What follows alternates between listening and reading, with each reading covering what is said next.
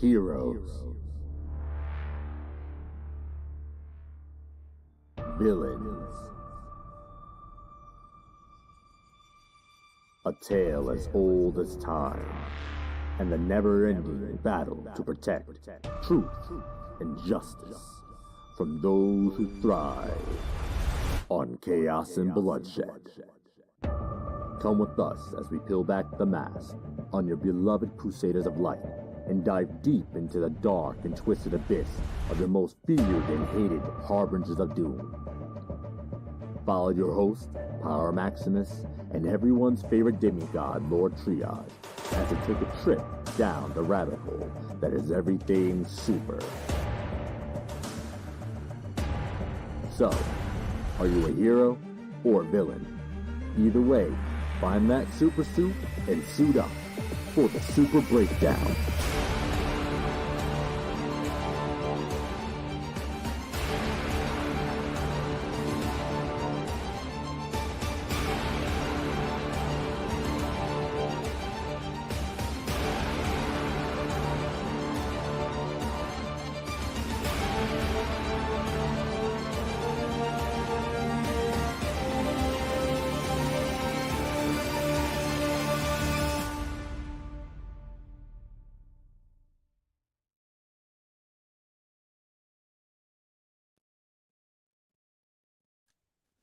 Thing ain't gonna go crash. Ladies and gentlemen, here we are again. Back with another week of greatness. Welcome to the Super Breakdown Podcast. I'm your host, Power Maximus. We're here with everyone's favorite demigod, the Arachnid King himself, the Arachnid God himself, Lord Triage. And, and on the other side, I see what you did there. I see what you did there. And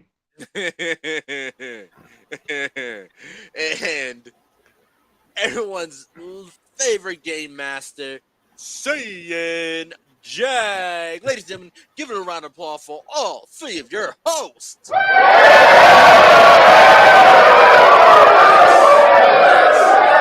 we are back at it. Back at it again. We've been going hard damn near every week this month. Growing, grinding, pushing, making more and more content for your viewing pleasure. All leading up to this pivotal moment right here. This moment right here. The launch of our Fuck Prep Time t-shirts. Our Fuck prep time. Fuck Prep Time. Fuck prep time. Time. Fuck, fuck, fuck Prep Time. Hey.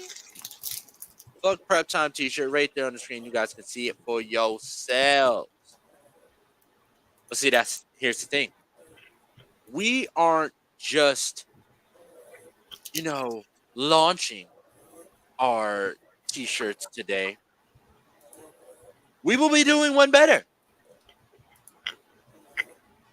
We will be giving them away. Yeah, we know. Everybody likes free shit, right? Everybody likes free shit. But this is something special.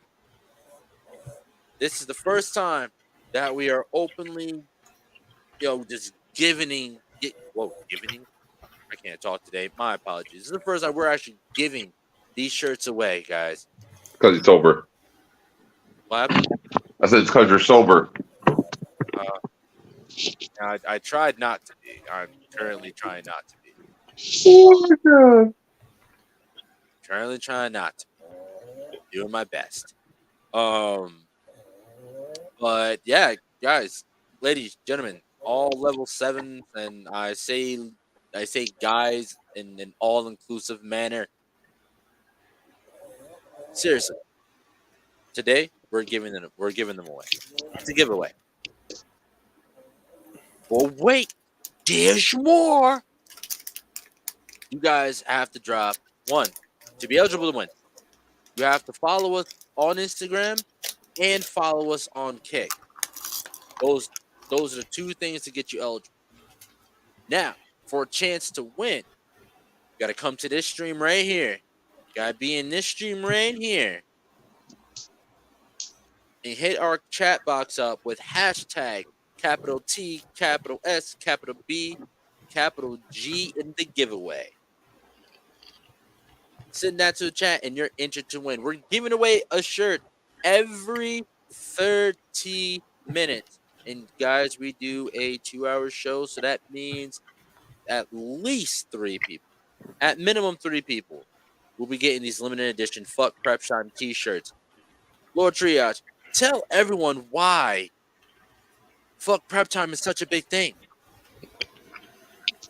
Because if prep time is all it took to defeat gods, overlords, and titans from other planets, then these guys on the back should never fucking lose. So that's why we say fuck prep time. For those the guys on the back, this is who we got here on the back. We got Bane, Destro, Shikamaru. I can never say that guy. Asmodeus, right? That's how you say it. Ozzy Mendez. Ozzy Mendez. Oh, who's Ozzy? Where's that from? Al Jones, maybe? Is that what you're thinking? I don't know. I don't know. No. That's osmosis. I was being funny there, but it's fine. Like I said, trying not to be sober. But Deathstroke, Ra's al Ghul, Baron Zemo, Killmonger, Apocalypse, Black Panther, Kang. You guys check it out there. Um, there are there's two extra people that are added onto this list that you will get on the back of your T-shirt when you enter in hashtag TSB giveaway. All right. So check in, like, follow, come to the comments, drop hashtag TSB, and get a chance to win every 30 minutes. We're gonna go off every 30 minutes. Name's gonna go off. We're gonna pull from the raffle. Random winner. You cannot win twice. You cannot win twice. Once you win once, that's it. You cannot win twice. All right. So, on the other hand, during this episode, we will be breaking down such a special character, such an amazingly special character. And I feel like she single-handedly has made the Star Wars universe better. Just like the idea, the concept, the lore, the storytelling of Star Wars, I personally feel like she's made it better. Right? And with that said, we're talking about none other than the one, the only Ahsoka.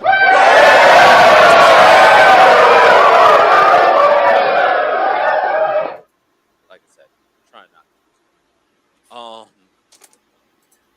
Yes. So, Miss Ahsoka Tano, Lord Triage, break it down for us. Oh wait, hold on. My bad. I forgot. We got a special guest, and since we're talking about Miss Ahsoka Tano, why not hear from her ourselves? Ladies and gentlemen, boys and girls, all level 7s, help me welcome the one, the lovely vixen lady herself, Nobody.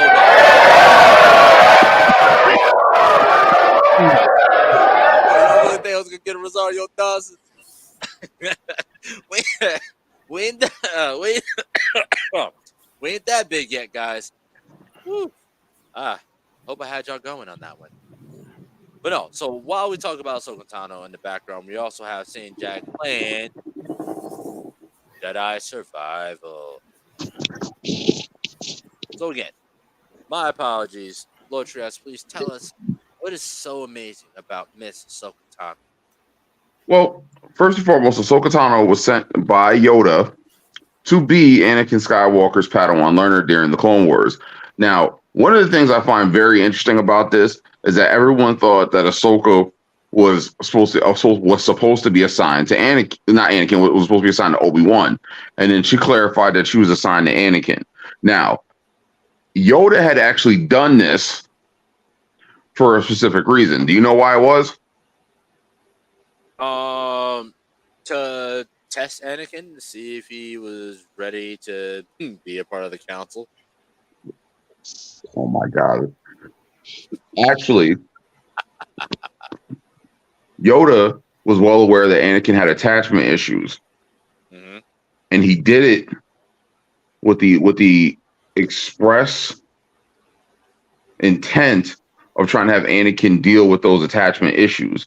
He knew that if he could train Ahsoka, teach her what she needed to know, and then send her on her way and not feel remorse or a need to keep her close after she graduated from his teaching, so to speak, he knew that he had succeeded and that Anakin would be so possessive over people and things moving forward in his life, which is something that he struggled with.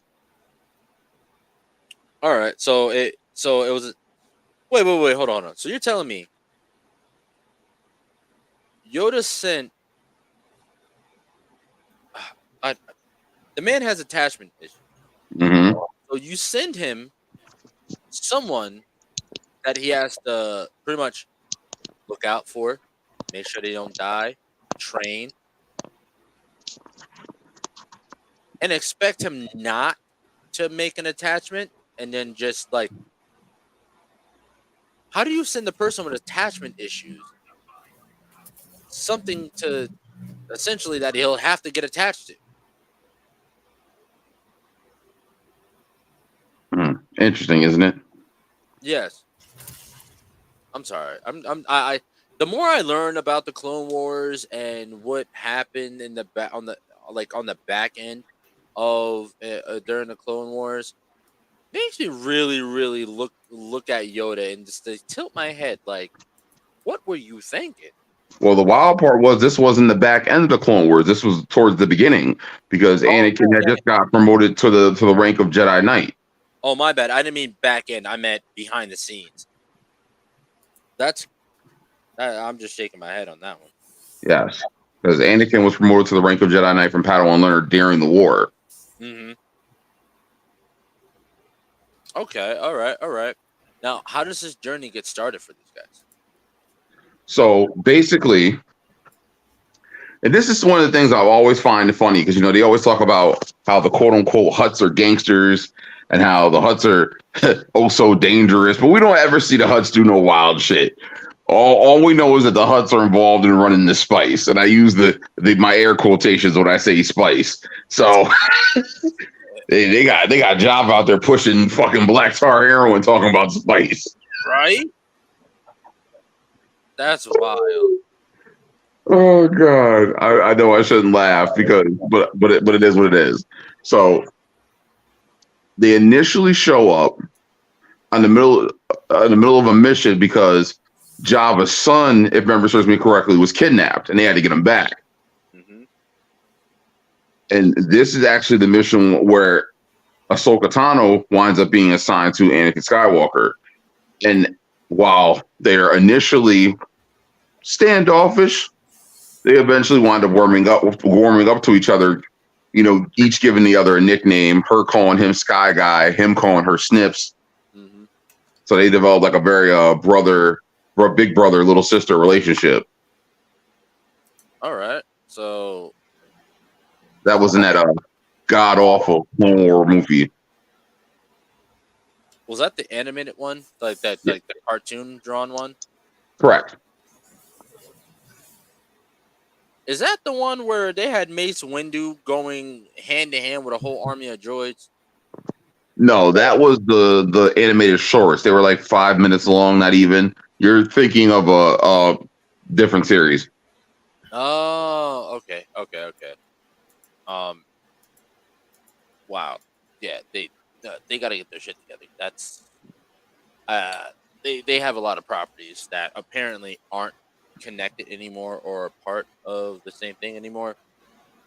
So that's why this is why I'm confused. Plus, I'm not a hardcore Star Wars head. But now they build this bond between kind of like brother and sister. And again, Yoda sent a man that has never really known love, never had a family, sent him somebody that he would have to look after. Like, I just don't get the logic.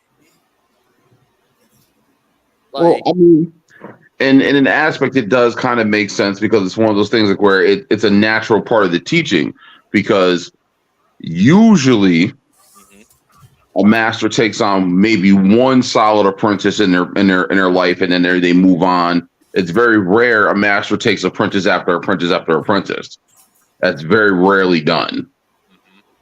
So, in hindsight, that would have been a perfect test of his ability and his capability and his know-how. Like, he needs to be smart enough and mature enough to know that once he has this girl, he teaches her everything she needs to know. He needs to be able to send her on her way. And that also leads to one of the things that he did with her training with the 504, but we'll get to not the 504, excuse me. It was the 501. Yep. So, but we'll get into that a little bit later. Okay. So now, sorry guys, I'm chewing at the same time. So now, where do we go? Where do we go from here? So they make this brother sister connection. How does this grow? Because clearly, as we see in the show and the 2 episode premiere, one, Anakin is nowhere to be found. We know where Anakin is. We know what happened and everything. But like, what happens between that time? Between the time Anakin turns to the dark side. Actually, I can't even say between that. Yeah, matter of fact, yeah. Let's start from there. We all know that Anakin goes to the dark side. What happens with their journey from Snips, and Sky Guy to Ahsoka, Tano, and Darth Vader? Okay, so one of the things that the war did, which was a master stroke on Sidious's part, is that it stopped letting the Jedi being viewed as these keepers of the peace, or these monk-like figures who only acted when they needed to maintain the balance of the universe, and it made it seem like they were the driving force trying to control the universe. So it gave the Jedi a negative perception amongst many people in the galaxy. And several people involved in the Clone Wars, including one of Ahsoka Tano's close friends, Barriss Offee, began to feel the exact same way. Now, as the war progressed, the Jedi's opinion, the opinion of the Jedi became swayed very negatively as far as public opinion went. So then, when some incidents happened across the galaxy, one thing led to another, and the next thing you know, execute Order 66. But I'm getting ahead of myself. Yeah, that was a big jump. That took a wild turn. And one of the things that was very interesting is that we see little snippets of Obi-Wan having to train Anakin and deal with like his personality and everything he did. But the one thing that's really cool is from watching the Clone Wars animated series is that you get to see that sort of turned on its head, because Anakin has to deal with Ahsoka, because Ahsoka is a little reckless. Ahsoka is rebellious. So Ahsoka is him when he was younger.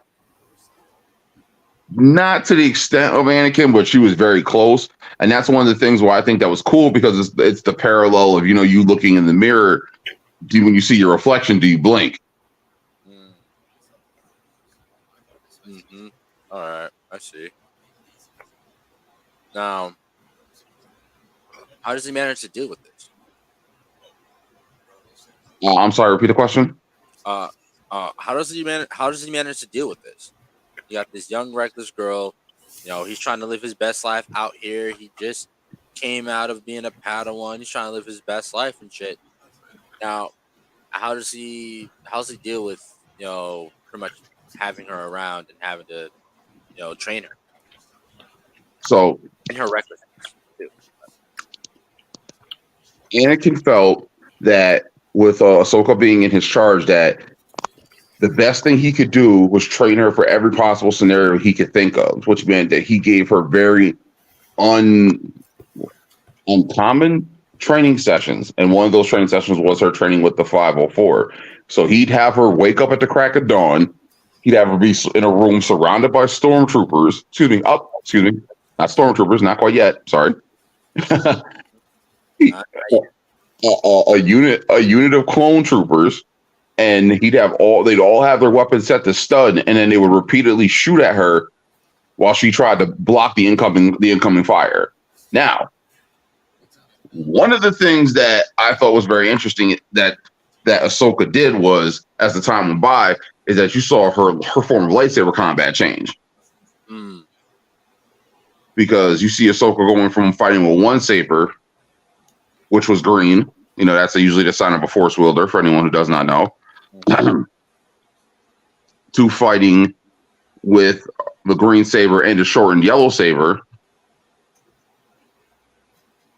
And then she goes to fighting with dual blue sabers, which is the signs of a guardian. Now, I was actually just wondering something. Now, her second saber is shorter. Now we've seen that we've seen that style in other in actual real life weapon styles. But how do you make a shorter lightsaber? You know what I mean? Hmm. Like, how did she get a shorter lightsaber? Well, that's never really explained, but I would imagine it's one of those things like where the saber blade has to fit the wielder who creates it. So it's like, for example, Yoda's blade length isn't the same as Obi-Wan's. So what? They just said, "Hey, yo, take this little kid's blade." Probably took Not one of the Padawan blade. right, or it could be one of those things like where the blade is adjustable depending on the wielder, or his height and weight, or the species of the wielder. Or there's a lot of things that can come into play with that. Hmm. It might Okay. be one of those things that like you literally put into the construction of the hilt. Okay. All right. Because even then, so the second saber wasn't hers; it was given to her. Like, she didn't build the second saber. Correct. I want to touch on that because I feel like that also has a lot to do with what pretty much a relationship that she builds with someone later on.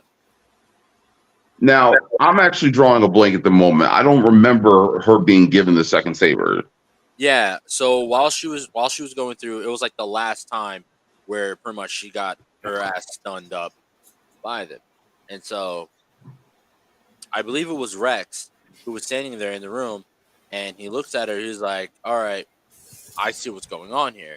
Maybe you need to try, blocking on both sides, because that's what happened. She'd be blocking, but she kept getting hit from behind. So Rex was like, "Here, take this. Use this so you can block behind you at the same time." And he threw her the saber. She lit it up. Like, all right. And that's when she started training with the dual blade.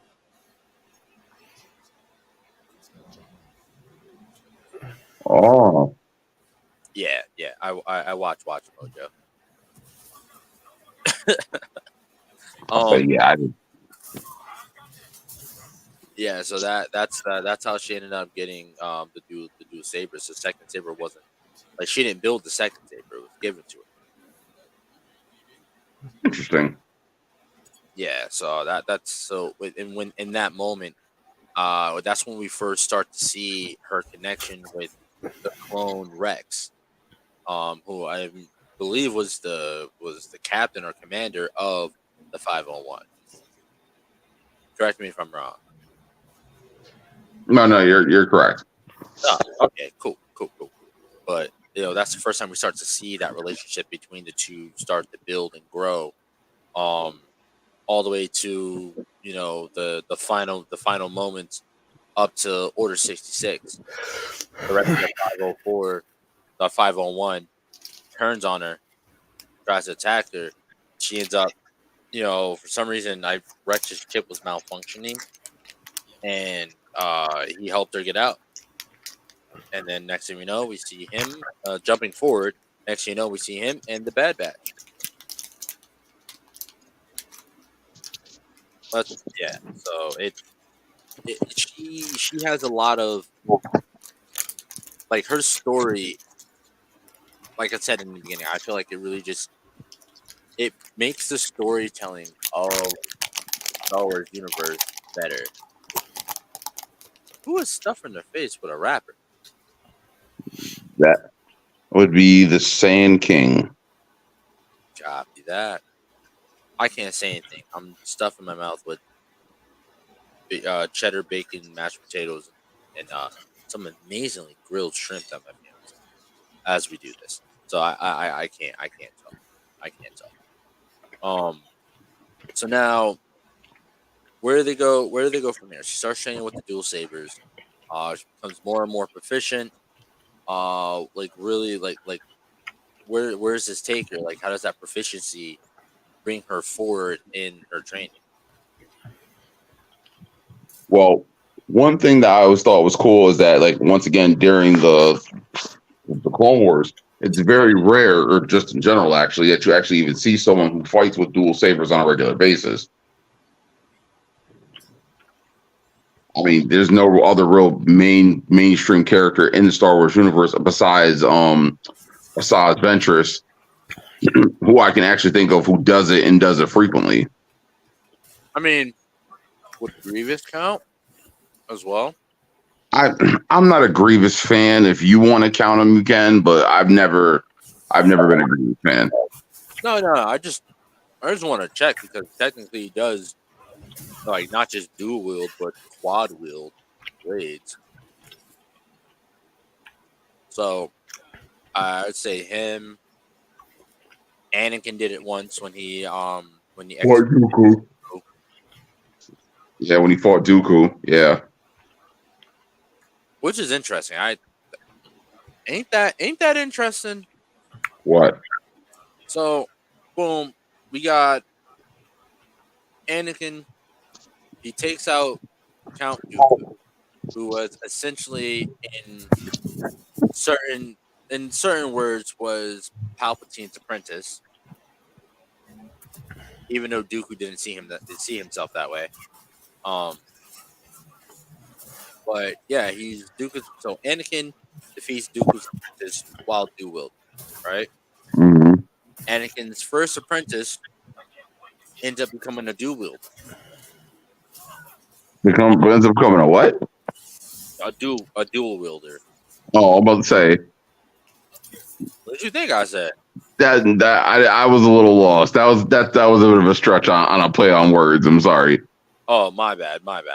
Yeah. So Anakin dual wields blades, takes out Palpatine's apprentice. Yes, Right. there you go. Anakin's first apprentice becomes a dual wielding Jedi. Right? Anakin turns to the dark side, then becomes the apprentice. To pretty much takes that that apprentice that he slayed by dual wielding blades, takes his position. Right? Then, as Vader gets another apprentice who also dual wields. Very true. Ain't that's crazy? That's interesting. I literally just thought about that. That's pretty interesting. Well, there's a theory that's been developed with that. Yeah, I would definitely want to hear this. So it's supposed to be. Now, have you caught the names of the two figures that are in Ahsoka? Like I said, I know the first one's name is Balin. Yes. So him and his apprentice are named after the two wolves from Norse mythology, which chase the sun and the moon. And it's said that once those wolves catch and devour the sun and the moon, that it begins Ragnarok. Now, the thing that I think that is interesting is that if you're someone who's watched the Clone Wars series, you know that Ahsoka was grievously injured, and Anakin had to use the moon spirit to basically heal her. Mm-hmm. So Ahsoka is the embodiment of the moon. So I keep asking, who is the embodiment of the sun now? Mm-hmm. It's like how it would kind of make sense because for it to be Starkiller. Shit! Oh fuck! What happened? I almost died. Holy shit!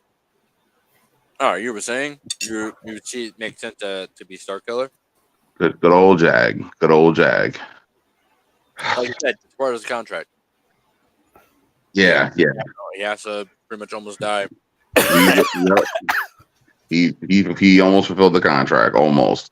So it's supposed to be that there's a fan theory that he is the embodiment of the sun, and that it would make sense because Anakin Skywalker and Darth Vader are often considered to be two completely different characters.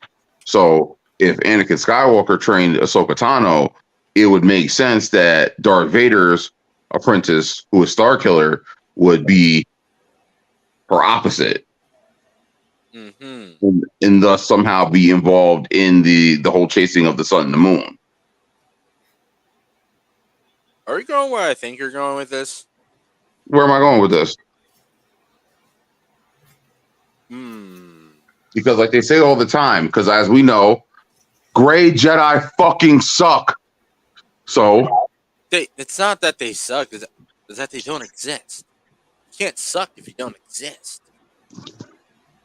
So the point being that if the Force truly is all about balance, if it's all about evening out, if Anakin Skywalker is the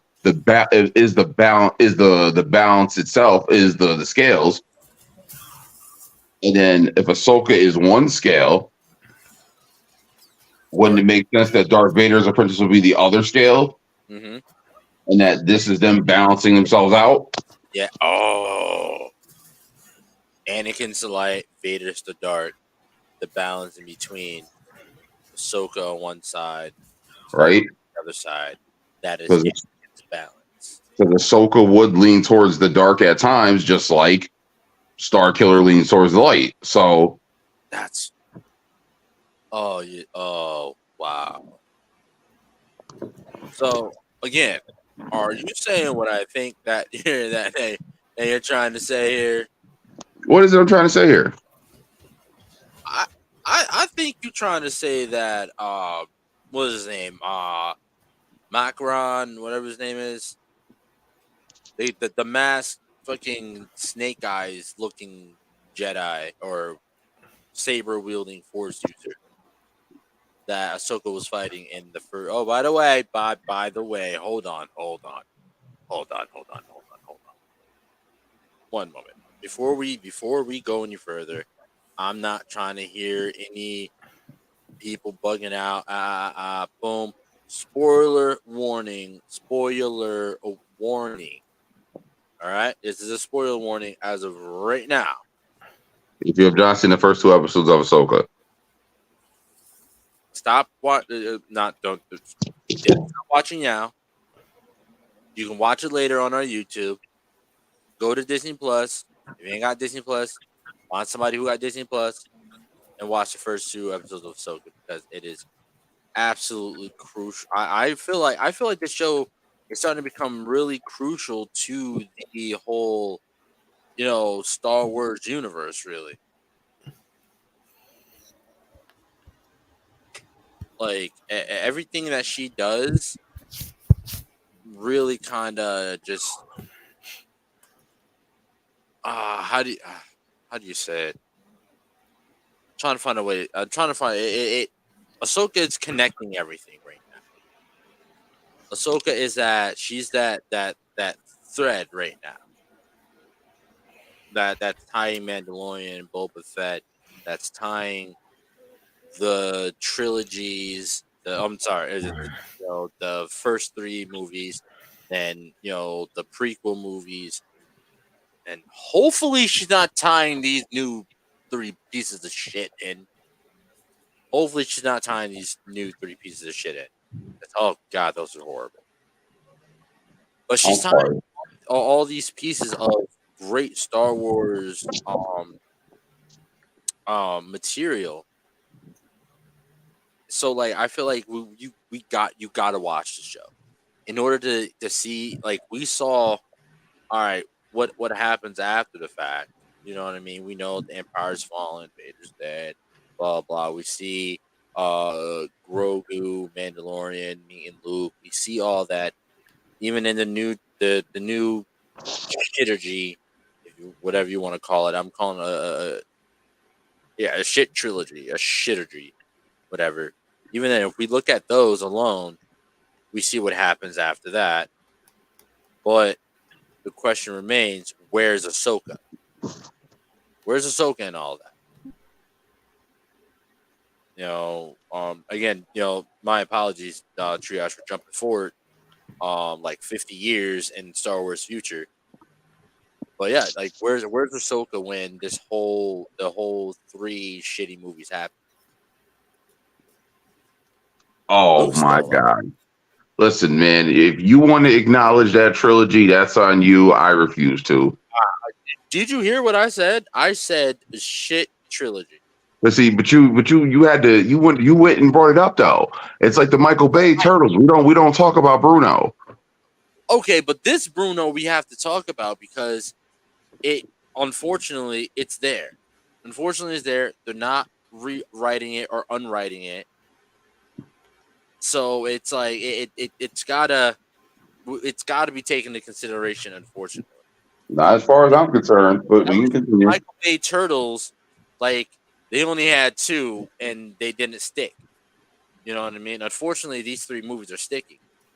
So with Luke being fucking elderly now, elderly and cranky, where's Ahsoka?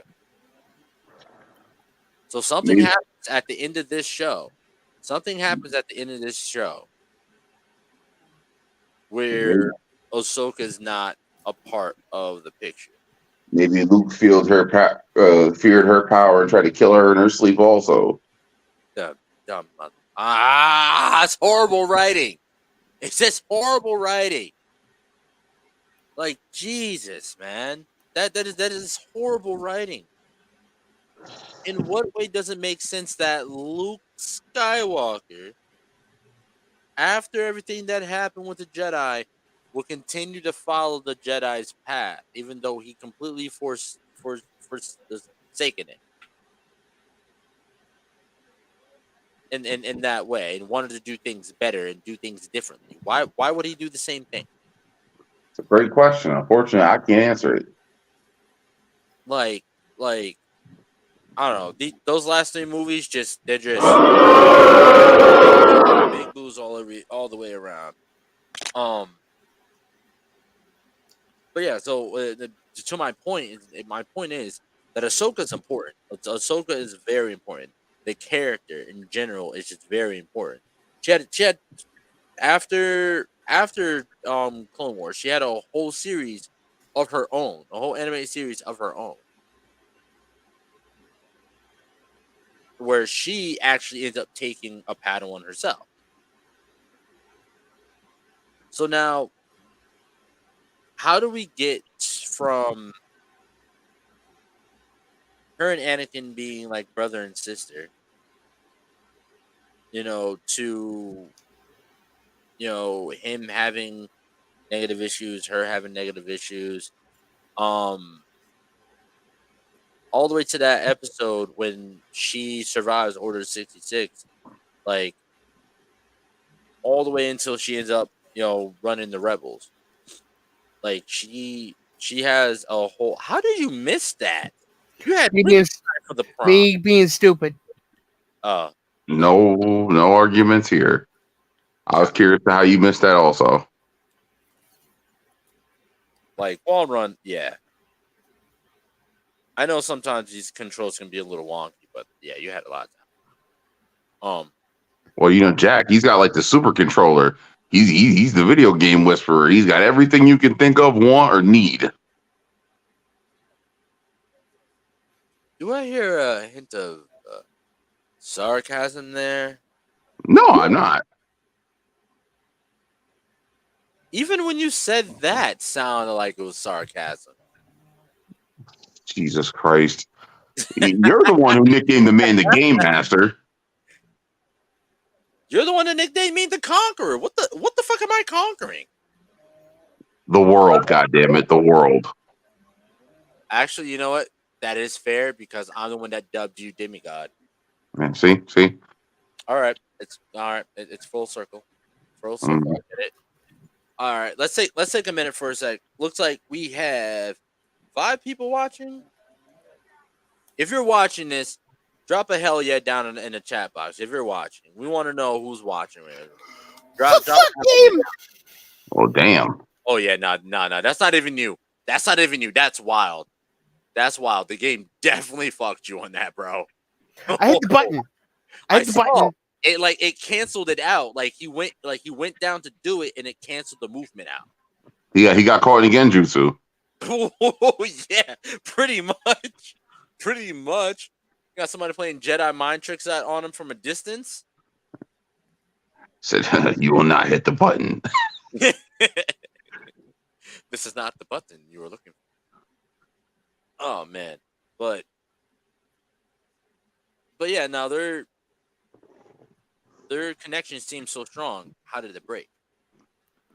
Well, it wasn't necessarily so much that their connection broke; it's the fact that it got weathered because of the whole thing with the Clone Wars, and then it's like how after her incident with Barasafi, where basically Ahsoka wound up finding out something she wasn't supposed to, and then when she goes to investigate it, there is a terrorist attack which results in the death of several people, including some members of the Order.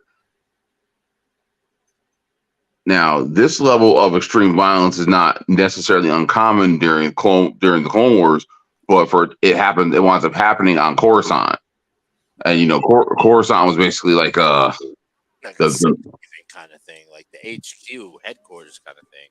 yeah. So when that happened, it was like if someone like assaulted Mecca, and you were the one who was around at the time, and it's like, oh, what's going on here? So Ahsoka wound up being they tried to take Ahsoka into custody, and Ahsoka ran.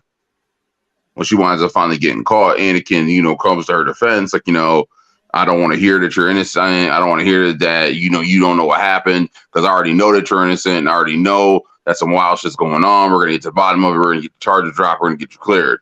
And then lo and behold, the council was basically moving forward. We're trying to execute her. And she's like, yo, I'm not jacking that. This ain't happening. I'm not taking the fall for something I didn't do. Mm-hmm. And then when she goes on the run to try to get to the bottom of it, lo and behold, there's always more to the story, and it's revealed that Ahsoka was being set up by another Jedi. Bro, I gotta. We have to make that shirt for you. Just says, "Lo and behold." Do I say that a lot? You say that. You say that a lot. That is Jack, your driving force in the story. Jack, do I say it a lot? What? Oh yeah, he's focusing. Doesn't he say "lo and behold" a lot? Yes. Yeah. Yeah. Oh, all right. There's So nothing yeah, wrong with it. Nothing wrong with it. no, I've just never noticed. I just never noticed. I'm sorry. So, I feel bad. I feel like I made you self-conscious about your "lo and beholds." oh my god.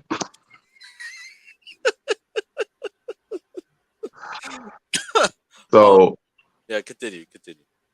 so once Anakin winds up finding the culprit and bringing her before the council, the council listens to her or hears her expression, and she basically goes on about how the whole war is a contradiction of the Jedi Order. It makes the Jedi look like hypocrites. It makes them look like warmongers, and how she feels it's wrong, and how they all should basically be ashamed of themselves, and how did they get so far from what it was they were supposed to be doing in the first place, which in hindsight, she's not wrong about. No. So when Ahsoka winds up being cleared of her charges, they basically tell her, like, you can come back to the Order. You can be granted you can be granted back in. You can come back home. And she's like, yeah, but after everything that's just happened, after everything just got said and done, I don't want to come back. I wouldn't either. I wouldn't have either. They went so hard on trying to on essentially a witch hunt. Yeah. They were gonna lock her away, and then they were gonna execute her. Yeah, and like, since when do Jedi make calls like that? Let's see, Mace Windu at the end of the Clone Wars, Anakin Skywalker at the end of the Clone Wars.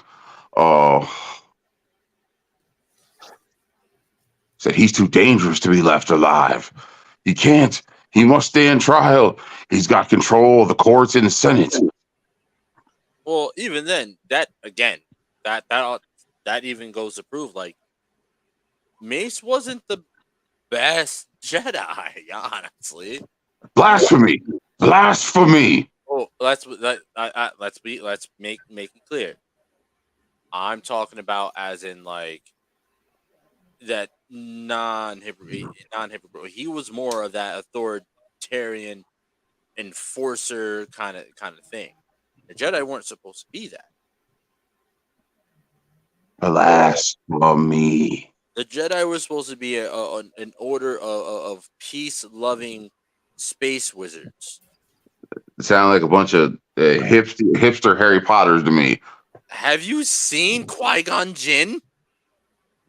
Yes, he's like a less sober Dumbledore. Yeah. Excuse me, a lightly more sober Dumbledore. That's what I meant to say. Yeah. We all know he's smoking that good shit. That's why his lightsaber's green. Smoke weed every day. All right, let's give it a sec. So, let's see. It looks like we got 3 people in here viewing. I don't know if you've seen. You probably haven't figured it out yet. And the title says giveaway. Guess what? We have a giveaway going on right now. If you guys are interested, you gotta head to our head to our Instagram, head to and then follow us on Cake. Follow us on Instagram, follow us on Cake, and right down here in this little chat box thingy right here on the side, comment hashtag TSB giveaway, and that will enter you in to win the launch of our merch line here. The good old Fuck Prep Time t-shirt. Fuck Please, prep time. Let them know what fuck prep time is and why they should say fuck prep time. So, fuck prep time comes back from an earlier episode where we were breaking down the Power Rangers and how, there's an episode where there is a comic run where the Power Rangers cross paths with the Justice League and how. Oh wait! No, that's not what happened. So No, I'm going back to the actual original origin of the whole saying. No, yeah. It started with we were talking about the crossover between like Rangers and Turtles, and then we're like, all right, well then the Turtles fought Batman, and then you were like, well, what about Batman versus Rangers? And then this motherfucker, that the one running around as Cal Kestis right now, wants to go, what about prep time? What about prep time? With or without prep time? With or without prep time? Yes, and my response was epic, to say the least. Quite epic. Check our Instagram. It's there. It's all there. Yeah. The conversation turned very, very, very quickly. In all fairness, it was one of them times where I was just in rare form and I was just trying to make a point. But my other coworkers, the Saiyan Prince and the Conqueror, keep going out of their way to antagonize me. But yes, it stems back to that moment where I said, "Fuck prep time. There's not always such thing of prep time." Jack, I want to hit you in the fucking throat. Oh yeah! Oh yes! I forgot that you threatened him. I forgot that you threatened him. Oh my god! He deadass said, "I'll punch you in your throat." Oh my god, bro! Why? I don't know. I flew into a rage. It was unnecessary. In hindsight, it just like, jeez, man. So we proceeded to do this merch as the first piece of our merch, which was going along with our brand, the whole fuck prep time idea. And it's supposed to be that if prep time is such a big thing, if prep time is all it takes to beat gods, conquerors, and immortal titans from other planets, then the people who are on the back of this shirt should never lose. And the people are as follows: Bane, Deathstroke, Ra's al Ghul, King Killmonger, the Black Panther, Painkiller, Doctor Doom, Vandal Savage, Shikamaru Nara, Ozymandias, Baron Zemo, Apocalypse, Kang the Conqueror, Brainiac, Darkseid, and Light Yagami. Also, on the version of shirts that you guys are getting, you will also have 2 extras on there. You will have the founding Titan himself, Aaron Yeager, as well as I always fucking forget Father from Full Metal Alchemist. So if you Hey, guys, yeah, if you guys are interested in, wait, what you say? no, my fault. Sorry. If you guys are interested in getting these shirts for free, join the giveaway. Drop down into the bottom. Hashtag TSB giveaway, and we'll work it out from there for a chance to win. But you have to follow us here on Kick, as well as follow our Instagram. Come on, run it up every 30 minutes. Every 30 minutes, someone's gonna win. Click click on our link tree. Click down in our panels. In the about me. You'll find everything right there. You want to know what I just realized? What you just realized. Thanos is not in the back of the shirt. I think we talked about it. Why didn't we? Because I think it's because Thanos actually did use prep time. Yeah, he did. Yeah. He definitely did use prep time. And well, even then, I feel like with Thanos, I feel like he kind of wasted his prep time. His level of arrogance didn't like. His level of arrogance is what made him lose. Well, him trusting that cunt Loki to invade the Earth. That's not when he lost. That's It, not when he it, lost. it isn't, but that was not the first step that we should have got. Because, I mean, he really thought Loki was going to go down there and then conquer the Earth. Well, here's the thing. Loki talks a big game. This is true. This is true. But it's also one of them things like, in hindsight, like it wasn't realistic. It really wasn't. I don't even think it was one of the things like where that fight. I think that whole fight was misdirection in hindsight. But we're getting off subject. Yeah, we're getting off topic. Yeah. But yeah, hashtag TSB giveaway in the chat box for your chance to win. And just make sure that you follow us on Instagram, follow us here on Kick. In the next 30 minutes, you guys will be able to get a shirt. All right. Now we see her make that choice to walk away from the Jedi Order. And so what follows next? Because clearly when she walks away to still a Jedi Order, like how does she get tied up with Order 66 and Rex and the crew? So Ahsoka's asked and called in to help handle with the Death Watch, who is now taking control of Mandalore, which was being run by none other than Darth Maul, who had been revealed to have survived his encounter with Obi-Wan in the events of Phantom Menace. What did you say? I heard Obi-Wan. I said who was revealed to have survived his battle with Obi-Wan in Phantom Menace. Oh, I heard Obi-Qui-Gon. No. Oh. Well, we all know Qui-Gon ain't survived. But I hope we all know. I just feel like he should have. Qui-Gon? Yeah. No.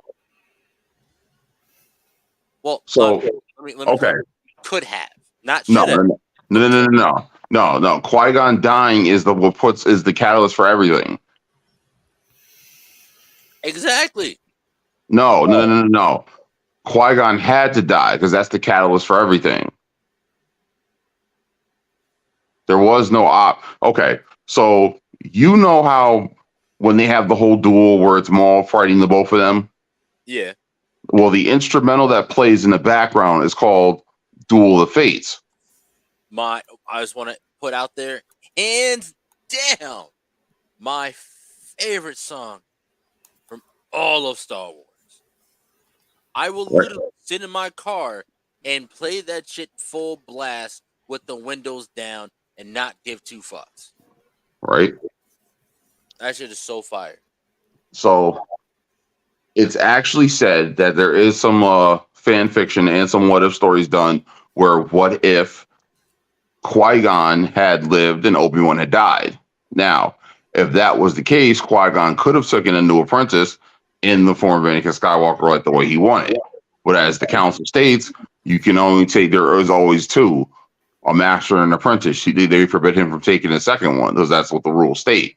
Because if you have apprentices who are competing against one another, that invites turmoil and strife into the teachings, which could cause one of them to fall to the dark side. So rule of two. Basically. That's wild. So yes, the Jedi actually used it also in concert to a certain extent. So the issue became that the whole thing is that Qui-Gon dying is what sets the stage for Obi-Wan to take Anakin in. And it's like how ever since then, that's what put Anakin down the path which he eventually lands on. Because a Jedi's master is the equivalent of their parent, whether it be their mother, their father, whatever it is. Anakin Skywalker, who had no guidance as far as like male figure went, Qui-Gon knew full well that he was the teacher he needed. While Obi-Wan was the teacher he got, Qui-Gon was the teacher he needed because Qui-Gon didn't have the dogmatic, narrow views of other Jedi. That's why he was on the council. Okay. All right. I see where you're going with this. Now, and again, I just want to point out, everyone, we're talking a lot about Anakin because Anakin is Ahsoka's was Ahsoka's master. So the way she moves, what she does, the choices that she makes is in turn really, you can attribute that to the way she was taught by Anakin. So by understanding Anakin and what turned him to the dark side in his path will help also better understand Ahsoka and her journey. I forgot to get this boss fight. That's right, Jag. You show that big bitch who's boss. Damn! This bitch dodging like a motherfucker. Holy shit! That bitch was bobbing and weaving like fucking Mike Tyson, Muhammad Ali. Says she moved well for a big girl. For real, she was floating like a butterfly, stinging like a motherfucking truck.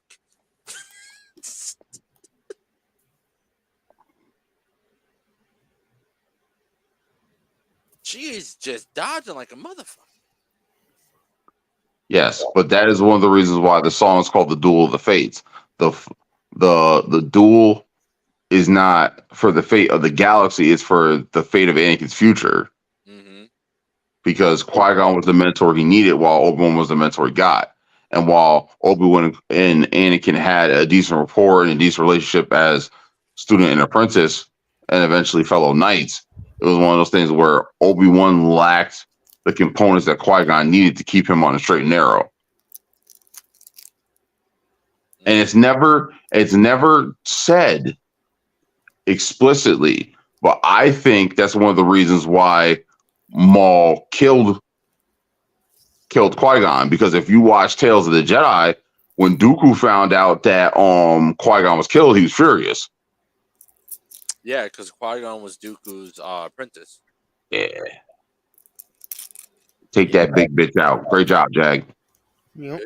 Good job, Beatty. What? I saw the Beatty, not you. Shut up.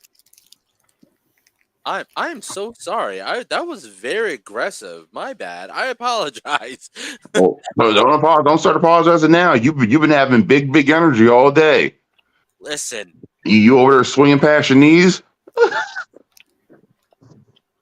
I am. But on the other half of that, it's been a long week to get to this point. Coming off of going to a Comic-Con after a night of zero sleep, only getting 2 hours of sleep, when you came home, come home from work, and then immediately have to get up and run out and get set up for a con, and also get set up for a giveaway. By the way, we are doing a giveaway today. We'll do it in a few, and I'd say give it about another 20 minutes. We'll start it up. Another 20 minutes, we'll start it up. So I need everyone that's watching right now, go to our Instagram, the Super Breakdown. I need you to follow us there. I need you to come back here. Follow us here.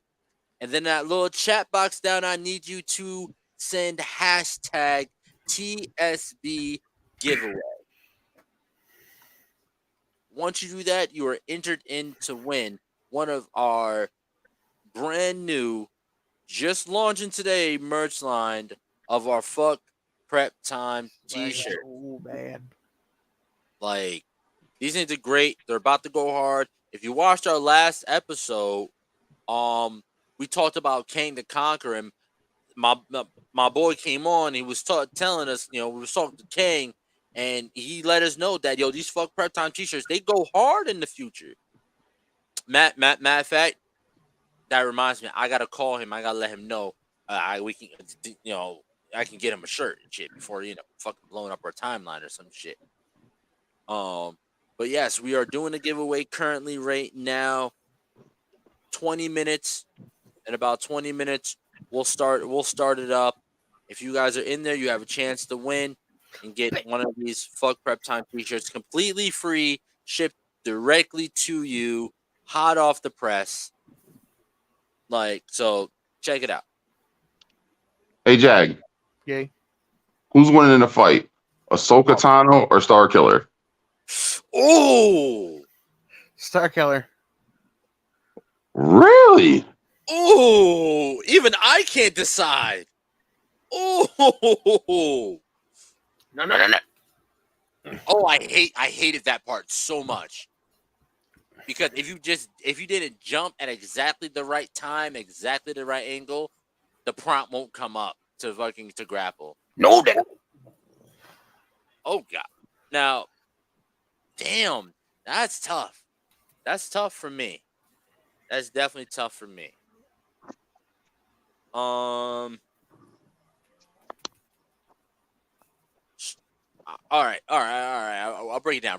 Then. So, force wise, if we're talking going toe to toe force wise, Star Killer, hands down. Now, here's the argument we have with that, because I was having a discussion with one of our coworkers at work. Shout out to my boy Spencer Tedford, aka the Freight Train. I see you, Playboy. Shout out Freight Train, was good. So he said that he felt Star Killer was too OP when it came to the Force to be considered a canon character and actually be like a legitimate fight like that. Now, I disagreed because it's one of them things like where I disagreed because it was like one of them things like where is he truly that strong, or is it one of those things because we never had to see him show remorse or hold back with the Force? That's very true. Because now there's other characters that are even stronger in Star Wars, like the shit that Darth Bane was doing, even the shit that Pericles was doing.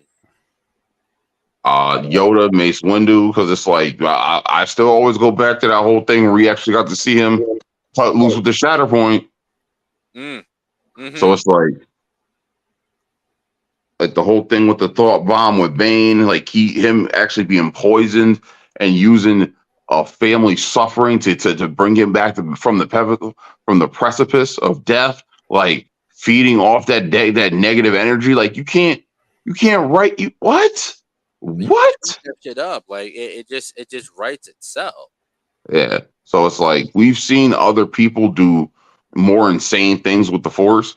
Like it's been 20 years, and we actually just saw someone free roam with the Force in Kenobi. So, and Reva, she was pretty strong in the Force too. mm-hmm. The Force is the Force is strong in that one. Child of the Sun. I was about to say it. Shout out to the rest of our children of the sun out there. no matter if you are, let's say, Lisa Ray or Lisa Ray. yeah, whether you're a Shamar Moore type of child of the sun, or you're a Wesley Hey, Snipes Dick. looking child of the sun. Okay, that works. Oh, or Akon. Oh, Yeah. got you. Either way, shout out to all of us. Love that melanin. Love that power. So like when it comes to the Force, I don't know. Like I said, that's a very catch-22 thing, and it's like now if we're talking lightsaber combat, I might actually give that to Ahsoka. Yeah, same here. Even though they both do wield, I'm gonna have to give it to Ahsoka. And see, that's the thing I think that would be so interesting about seeing that fight because we really don't get to see that, especially in live action. That exactly, and that. Oh, okay. Hold on. I want to come back to this real quick. But speaking of a lightsaber battle, comparing, let's say the work in the saber work that was in the trilogies, Okay. the prequels. Okay. Looking at and then compare that saber work to the saber work now. How does that make you feel? Okay. So here's my thing, because there always has to be a decent balance between what's going on and what's happening. So and what I mean by that is that the combat and the pace of it has to fit the story and the way the story's moving. Because if you watch Phantom Menace, yeah, they use their lightsabers, but the lightsaber combat, there wasn't a whole bunch of combat going on, right? Well, here's the thing. Well, I'm not talking about like how much we see saber combat. I'm talking about the actual choreography within the combat. Oh no, I know. I was getting to that. Oh, my bad. I'm sorry. Go ahead. No, so like there's like for that, that's a perfect example. You have the pace of the combat versus the actual stylization of the combat. Like if you watch, like I said, that battle with the whole Duel of the Fates thing, that was very elaborate, very elegant, very fast paced. But it's also one of those things where you had younger people who have been studying this martial art, which they also elaborated on, where there's 7 different forms of lightsaber combat. One's mad acrobatic, one's very defensive, one's extremely offensive. Another one allows you to use your own dark energy to channel it back through your saber and use your enemy's dark energy and channel it back towards them. And it's like, that's the Vapad Form 7 for anyone who doesn't know. Only one to master that was Mace Windu. So it's like... Oh, I heard that also a part of that technique is also he has the ability to kind of sever that person or feed off that person's connection to the Force as well. Correct. Oh, okay. Oh shit. So we have all that, and it's like that's not really touched upon. For example, now a lot of if you play the games or if you do this or if you do that, like you can see some of the stances and some of the different forms, but most characters have a certain style that they're very proficient in. Like Dooku was a master of the defensive form, and probably one, if not the best master in the universe of that form. Like Yoda was the master of the acrobatic form. Anakin was the master of the offensive form.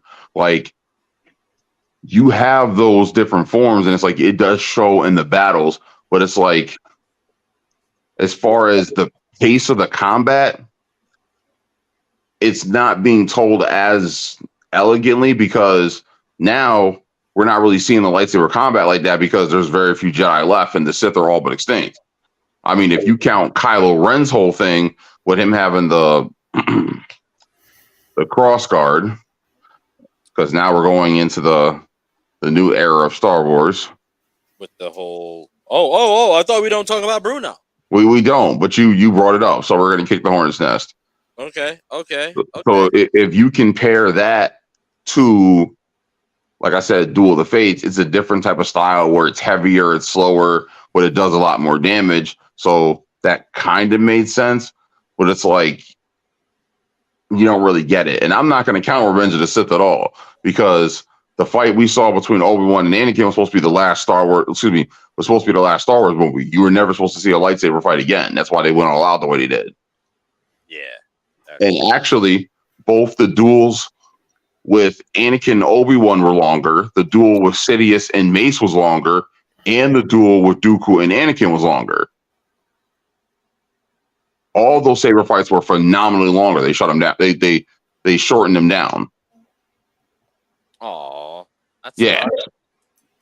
Well, it's also one of those things like if you look at the actors involved, that's another thing too, and that's one of the things that people don't really consider because we were talking about the whole thing. Like it's also what the actor is capable of. Like Ray Park being a master of the acrobatical form of lightsaber combat. Excuse me, I said Ray Park. I mean Darth Maul. Darth Maul being a form of that actual form of lightsaber combat makes sense because the actor who plays him is a martial artist. So like him being more an acrobatic fighter makes sense. The dude who plays him is an actual acrobatic fighter. This is the same guy who was Snake Eyes. Now, if you look at, let's say, Qui-Gon, he's played by Liam Neeson, who's old, can't necessarily move like that. But it's one of those things like where they could make up with it with him having more skill or him being a greater force user. Yeah, he doesn't need all those flips and tricks because he's mastered his technique so well. Right. That was another thing with Dooku. Like Dooku was literally hailed as one of the greatest swordsmen of the Jedi Order. Which would also that would tie in really well with him being Qui-Gon's master because of Qui-Gon fights. And don't forget that he was also Yoda's apprentice. Oh my God! Yes. Yep. So that was another thing. And let's acknowledge that real quick. So Yoda trains Dooku. Dooku trains Qui-Gon. Qui-Gon trains Obi-Wan. Obi-Wan trains Anakin, and then Anakin trains Ahsoka. And Ahsoka trains Sabine. If that is not, I was testing you with that one. Great job, Howard. so I've been trying. I've been really, really trying lately to catch up because I'm really, really damn interested at this point. So I've fallen off of Star Wars recently for a while, but this has got sparked my interest back up. But that right there, if that is not a lineage of power, I don't know what is. That seriously is. I think the only person who's missing from that list who could actually be even on par with any of them is Mace Windu. Yeah. My question is, who trained him? We need something about Mace. We're getting Ahsoka. I need to see an origin of Mace Windu. Right. And what brought him to be, because a lot of people don't know, Mace was the leader of the Jedi. And then when the Clone Wars started, he stepped down and passed the Grandmaster title over to Yoda. So he Very true. Front line. So Mace Windu is that nigga. Baddest man in the universe. Baddest man in the universe. Like they could go over the whole thing with his origin for his purple lightsaber. They could go over the whole thing with him mastering his 7th form of lightsaber combat. The whole thing with him mastering the Shatter Point. Like they could literally do a whole series just about him and explore his whole origin and everything he's had to deal with, because he's actually told that line between the dark and the light very well. Because there's been times where they said that where he struggled with it, and that's one of the reasons why his saber's purple. And I always thought that was very cool. We don't run into many people with purple lightsabers. I'm just saying. Listen, we all know why his lightsaber was purple. Actually, for all those watching Power who don't, why don't you tell them? Mace Windu's lightsaber is purple only because Samuel Jackson wanted a purple lightsaber. And do you know why he wanted that purple lightsaber? Why did he want that purple lightsaber? So he could distinguish himself from everybody else in the fight. Mind you, him and Billy D. Williams are only black people in the Star Wars universe at this point in time. Mm-hmm. Mm-hmm. Wait a minute. How many? Now you got me counting the black people in Star Wars. I'm just saying. I only know of 3 big black characters in Star Wars. And yes, I'm sorry, I am talking about Bruno because my boy Finn deserves some respect Why? Why does Finn deserve respect? because they did him dirty. They did Finn so dirty. Jack, can you back me up here? Jack,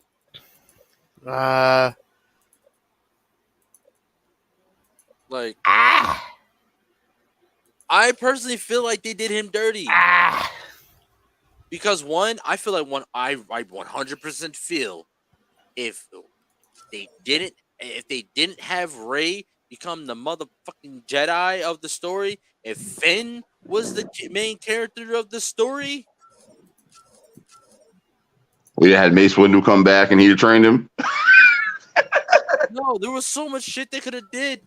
They could have been like, oh, by the way, guess what? What? Windu had a kid. Because remember, having babies is not frowned upon by the Jedi Order. Yeah, just attachment. Just attachment. So essentially, they're completely fine with you just shooting the club up and walking away. Whoa, whoa, whoa, whoa, whoa. Oh my, wow. you All really right. do that? That was a lot. That was a lot. I am missing my tequila right now, so I'm trying to, I'm doing my best. But for real, that's essentially what it means. So they should have easily had it like, oh, whatever.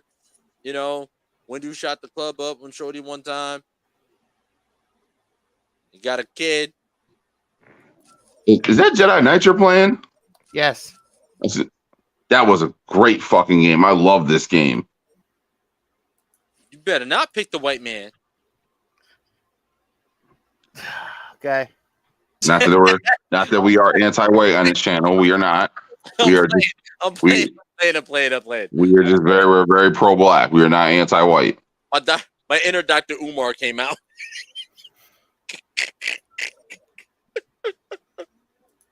I can't even say that because of my actions today. But anyways, we got really off topic. I'm sorry. Yeah, I like to go. I gotta go to bat for Finn because like even John Boyega in general, they did his character so dirty. Like clearly he had a thing for Rey. He clearly had a thing for Rey. Well, it looked like he had a thing for Poe. And again, they did him dirty that. They did him dirty like that too. Or no, it looked more so like Poe had a thing for him. Not that there's anything wrong with that. But so it was like Poe had a thing for him, for Finn, and Finn had a thing for Rey. So it was like a love triangle. Yeah, and then Rey had a thing for Kylo. Yeah, and Rey had a thing for Kylo. So goddamn weird. Like, so it wasn't even a triangle. It was a square. It was a love square.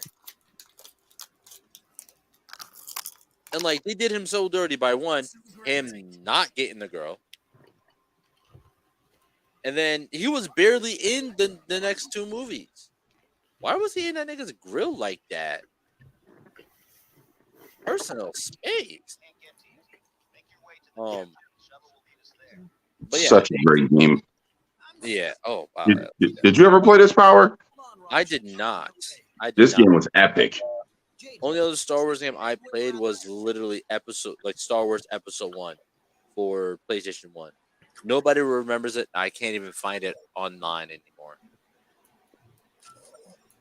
But it was literally because they started, they were going to do a line of video games based off the movies, directly tie into the movies. So people can essentially play the movie over Okay. in video game form with just like some added mission. But hold on. So because we're getting off subject again, so since we got the spoiler warning up, you want to go down and break down the episodes? Yeah. Let's start off with the first one here. Oh wait, hold on. First off, let's take a look at how many people we got. Oh, it looks like we got one person who's in contending for a shirt. So hey, if we do that raffle and there's nobody else in it, there's nobody else in that raffle, you get one. You're gonna get one. Well, then we also got to go back and make sure that you follow us on everything. I know you follow us on here, but do you follow us on Instagram? The Gamers Haven. Do you follow us on Instagram? If you follow us on Instagram, comment below yes, and send your Instagram tag. We shall see right here on the spot. All right, and we'll run it that way. Now, the first episode, it was a little interesting. So it opens up to, you know what? I'm just realizing Star Wars has a hard on for hallway scenes. What? They do. That's how they show how strong a character is. They give him a hallway scene. They did it. I'm gonna need to see some evidence for this. What you mean? Look, they did it to Vader in the original trilogy. Then they did it again in Rogue One, right? They gave Anakin a hallway. So not Anakin. They gave Luke a hallway scene, right?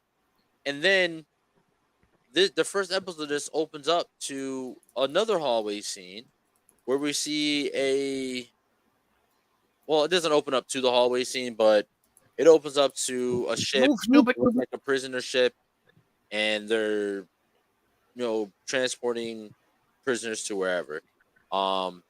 They get hailed by I think they said it was an X-wing that they were hailed by. So they're like, who the hell is this deep all the way out here? Wait, what the hell? Fucking tree killed me. Don't know how. What? Was the tree alive? Was the tree sentient? No, it fucking fell on. Apparently, it fell on me, but I guess it didn't. It's weird. Fucking tree killed me. How in the fuck? I don't know. You weren't even under the tree. You were on the side of it. It fell in a completely opposite direction. I know. It just like clipped you underneath it. Maybe it was what you call it? Maybe it was one of those things like where the bottom part came up and hit him. No. It was it went completely sideways. It was this one right here. Interesting. There you go. Very, very interesting. Yeah, but they get held by the ship. They're hailing the ship. They're not hearing anything, so they check the ship's code. Dude was like, "Oh, yo, this is a old Jedi code." So they're like, the captain's like, I'm not feeling that. All right, let him come aboard. Let me get the whole squad. Let me get the whole security squad. So they go out. The ship boards. They come on in, and a guy and a girl walk out. An older dude, grayed out, Jedi robes. A young chick, Jedi robes as well. They start talking, yeah, we're Jedi, this and that. We're here to see a prisoner of yours. And the captain wasn't having it. He's like, nah, yeah, I'm not stupid. I'm not falling for that. You guys aren't Jedi. Oh, sis. All right, okay. Oh. He's like, yeah, you're not. He's like, yeah, you're not Jedi or whatever. Wow. He pulled the blicky. And still died. He said, take that. Damn. He went right. He He didn't hold up no nobility. He didn't hold up no sacred rules. He went right to the sidearm and was like, "Oh, you trying to run up on me? Ha ha, nigga, take this." That's wild. He was like, "Oh, Sith, pew pew pew pew." Said this laser set from stun to kill. I actually picked up the gun randomly and started shooting at it. Started shooting. You said you picked it up. You picked it up randomly. Yes, I was in the middle of fighting them, and then they switched my weapon on me automatically. So I was like, "What the fuck?" And I started shooting. Well, fuck it, we got it. Pew pew pew pew pew. Oh man, You shut up. So he's like, "Yeah, no, we're not doing that." Next thing you know, they whipping out their lightsabers, orange lightsabers on top of that, and they pretty much kill everyone. Everyone dies. Everyone dies a horribly but quick death. And that's something I thought that was really interesting is the fact that like he really called them aboard the ship, tried to interrogate them, seeing what they were carrying and just assuming they had no clue how to use them. He really did.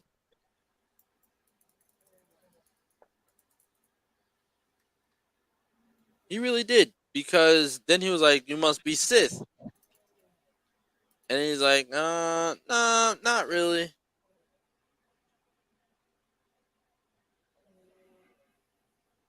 You know, got him.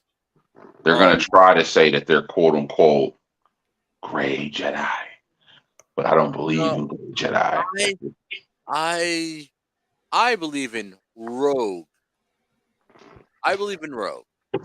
I don't believe in gray. I believe in rogue. Whether it be a rogue Sith or a rogue Jedi, they're rogues.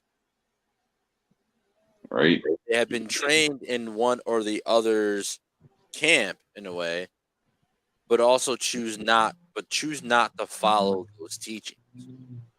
Like Ahsoka. When Ahsoka walked away from the Order, she was no longer a Jedi. She was she was rogue. Because she still wanted to help people and uphold peace, but she didn't want to do it the Jedi's way. Yeah. And the Jedi had a very dogmatic and narrow-minded view of what needed to be done and what didn't. Exactly. So that's why I personally believe in. Is that Luke? Yes. I told you he's never played this game. Yeah, I said I never played it. So what? This takes place. This is before the reboot stuff happened. I mean, but technically, if you look at the shitquels, which I mean the newest three, The shitholes. if you look at those, he's doing this. He has his own academy. If you look at Mando, he's building but his they own didn't fuck him up. So that was supposed to be the whole point. This was supposed to be after Return of the Jedi, and he was supposed to be rebuilding the academy, and you're supposed to be playing as a new recruit who was force sensitive, and you basically got to choose whether or not you were good or evil by the time the game was over. Yeah. So honestly, you want to fuck around with me, dude? This shit's canon to me. I agree. I don't see any reason why it's not. I mean, the only thing it's missing is Din Grogu. He needs to finish his Jedi training. I want to see that little shit become like one of the strongest non-Mandalorian Jedi. Because there was a Mandalorian Jedi, but an actual Mandalorian. Wait, you can do that? What just happened? He killed the classmate. Yes. Oh, I forgot. Oh, Yeah, Jack, that's called friendly fire. I didn't think the friendly fire was gonna be in the story. Oh, I think Oh, it's funny. Oh, it's funny. That's wild. Like they don't even try to fight you. They just stop that. Do it again, and they die. That's wild. Oh Lord. I wasn't even listening to what the fuck he was Oh wow. saying. Oh wow. You can actually change like the pulse of the lightsaber and stuff like that. That's Oh yeah, this game was probably a good 20 years ahead of its time. oh wow. Wow. Yeah, this is custom. This is my you can. Oh yeah, I forgot this is custom. You can damn near have them do whatever the hell you want. Yeah. Well, don't say that because you know how Jag gets. All right. There's no mods on this right now at all. Oh, that's base? This is base game. Told you. Oh, okay. Okay. Base game. Okay. I just want to see Sabine coming out the cut completely nude or accidentally. Oh my God.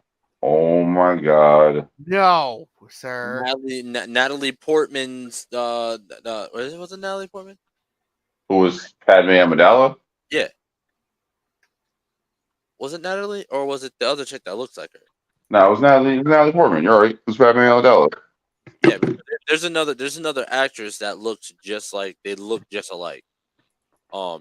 Yeah, Natalie Portman as Senator Amidala comes out half. I'm not paying attention to what the fuck's uh, going on. I'm I don't know. I don't trust it. Thank God.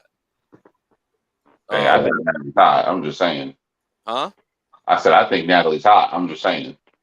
Eh, I don't think she's really that attractive anymore. Yeah, no. Yeah, no. I can't. I can't. I can't with this one. I swear to God, man. Anyways, we're off topic. But yeah, so that's how the show starts. We get a look at these two brand new saber wielding force users, and they're not just they're strong. They're strong in the force. Very. They're very very strong. They're like full Jedi Knight, even apprentice Sith level. Strong with the force. They ain't no noobs. Even the dude's apprentice. Even she's crazy strong. So whatever. Fast forward a little bit. They're walking. They open the thing, and lo and behold, Triashu's sitting inside the prison cell. It is. Oh, I'm drawing a blank on her name. Morgan something. Yes, from the Mandalorian. No, the thing I thought that was interesting is that it's revealed that Morgan is a native of Dathomir. She's a Yeah, Night Sister. yeah, Night Sister. What's your Dathomir? I did not see that coming. Yeah, no, I did not. Because But that's the chick that she arrested on in Mandalorian. yes, Okay, that's what threw me off. I was like, who the hell is this? Why does she because look?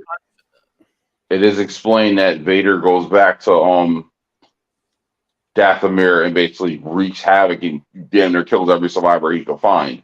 That's why if you played Fallen Order, that when Cal Kestis winds up going back to Dathomir, he winds up coming across Marin. Marin, excuse me. Yep. And Marin is one of the few surviving sisters of I almost said the Night's Watch. Of the Night Sisters. Oh God. Yep. And from there, like in that scene, you can kind of get a sense that it was like they had something already planned beforehand. This was kind of like a prison break for their partner. So whatever they talk, whatever they get out, and then there's this whole thing of just kind of like a whole hunt, with Ahsoka looking for the map that's going to lead to the whereabouts of the lost imperialist Grand Admiral Thrawn. Thrawn. This thing got a long ass title. That is a long ass title. Yeah. Imperial Grand Admiral Thrawn. That's a long ass name. And hopefully, in doing that, they find their missing friend. What is his first name? Ezra. Ezra Bridger, who was a if you watch Rebels, he was pretty much the main character of Rebels. He was a young Jedi being trained, very young Force sensitive being kid being trained in the ways of the Jedi. Um, after Order 66, so things were I don't know. I personally didn't watch Rebels all the way, so I'm not too hot on my Rebels lore. But yeah, so Ezra Bridger, he was the one that pretty much saved everyone and pretty much saved the day at the end of Rebels. And again, the spoiler warning is still in effect. He's the one that saves everyone. He uses his force to pretty much throw the ship slightly off course from where it's going. So now when it jumped into warp or whatever, no one knows where they went and if they were still alive. But Ahsoka was hearing whispers that Thrawn was still alive and that Thrawn's gonna be coming back, so on and so forth. So that's why she was going around to find this map. She finds the map, but then gets a call from what's her name? I can't remember her name. The green chick. Sabine, not Sabine. No, that's not Sabine. No, it's Maybe. I can't remember. So pretty much, she gets a call from the green chick with the long like tendrils, um, and pretty much saying you got to come back. I got to tell you something. Blah blah blah. She gets there. She lets you know, yo, your prisoner escaped. So on and so forth. She's like, all right, cool. I'll go find her. The chick's like, the general's like, yo, I think you're gonna need some help though. So I think you should go hit up Sabine. She can figure it out and help you out. Apparently, there was a whole falling out between Ahsoka and Sabine. I don't know. Again, I haven't watched. Um, so Ahsoka's like, all right, whatever. Goes to help her. Goes to talk to her for her help. Things get awkward. Yeah. And then it goes from there. Um, they end up uncovering the. They end up. Sabine ends up unlocking the map, but once she unlocks the map, she gets attacked by these robots, and then pretty much she almost dies. She ends up She ends up squaring up and going toe to toe. Because remember, we did say Ahsoka did train Sabine, maybe not like completely, but she definitely did. Um, but she just didn't finish her training. Um, so she almost dies going toe to toe with the chick. From them. Um, so I'm drawing a blank. Where do they go after that? Triage? oh, so Ahsoka winds up going and investigating into the whole thing with the droids and where they came from, and then come to find out, there's more sympathizers for the Empire still around than what anyone cared to realize. Or you know what? I only want to say care to realize, because the fact that we have a whole galaxy which was just recently freed from galactic control, and my air quotations, Mm-hmm. and you got all these people on your knees still willing to drink the Kool-Aid. Long live the Empire. Nah, I really don't get it, honestly. Mm. Like, things were really better under Sidious. Really? Yeah, nah. They let like. mm, I just feel like. All right, you had. I feel like all right with the New Republic, there was definitely a lot of classist shit going on. big time classes shit going on. But with Sidious, yeah, there was no more classes, but y'all getting beat down and robbed by clones and then stormtroopers. Let's not forget the Marauders and the Pirates that were running rampant across the galaxy. Exactly. And bandits, ice runners. Oh, the spice. That black tar. Uh-huh. I can't. Listen, man. I can't take the spice seriously. I'm sorry. I can't. Yeah. you gotta you gotta hit up the hut directly for that one. Yeah, you gotta hit up the hut for that good shit. Where's the hut located? Don't worry about it. The hut finds you.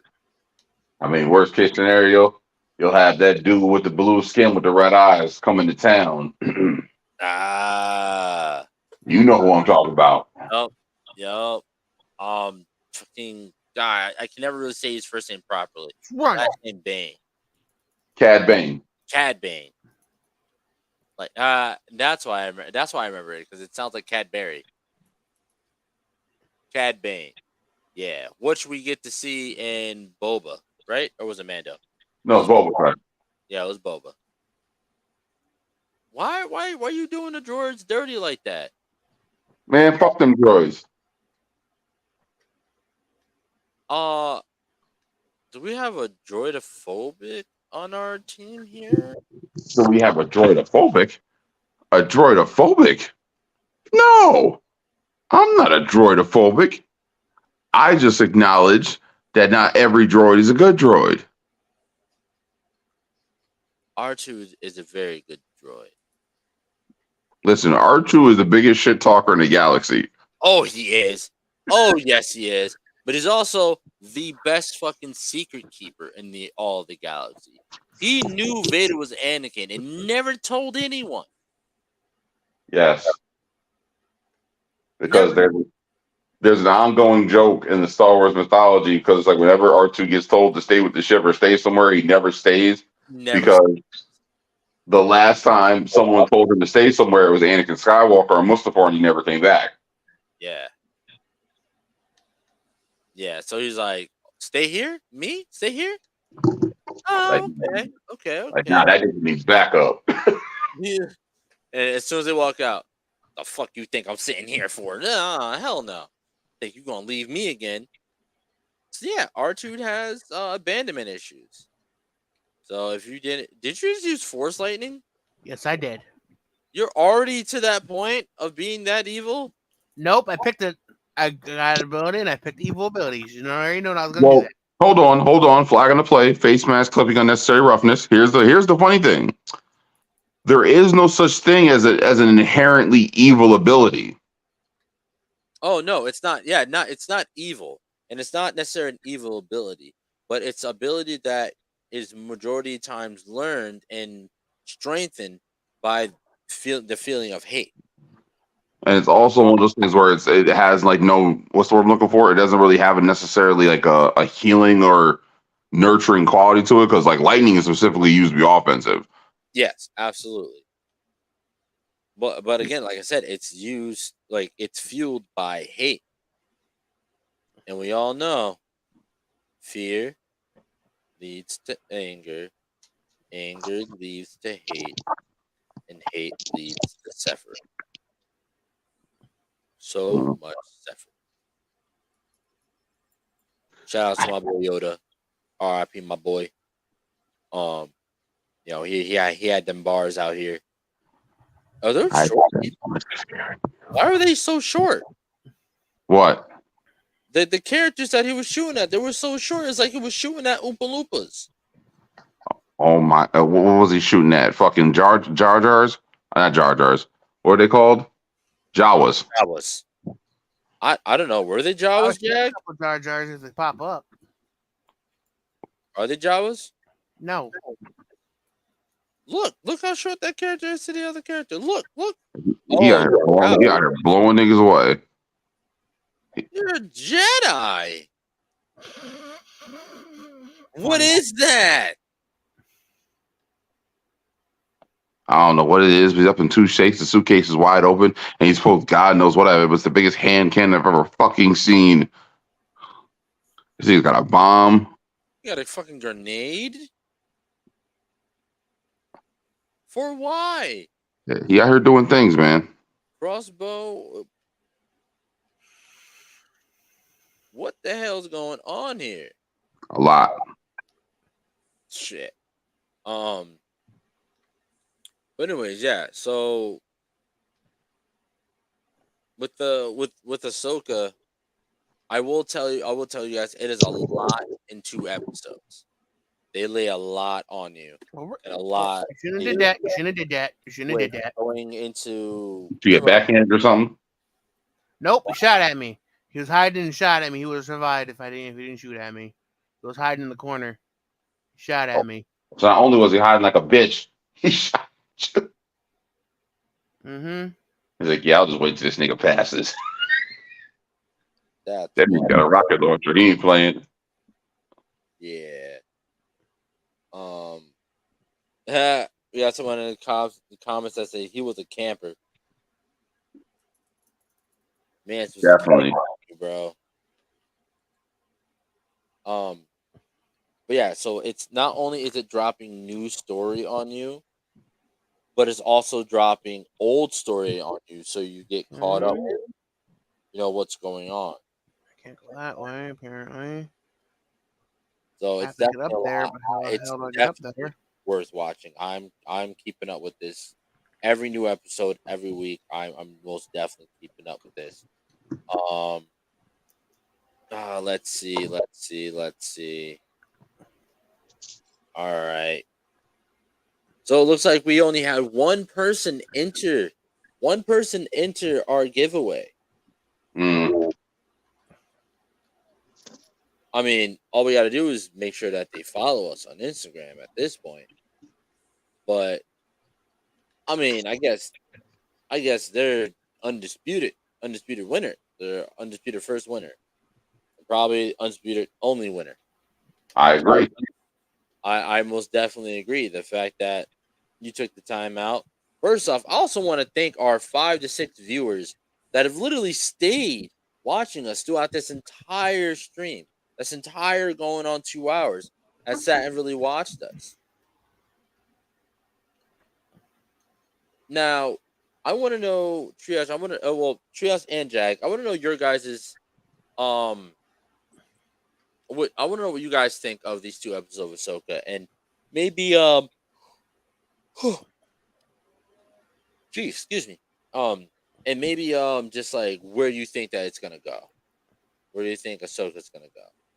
Well, if you're doing this based off the story, the whole there was a story.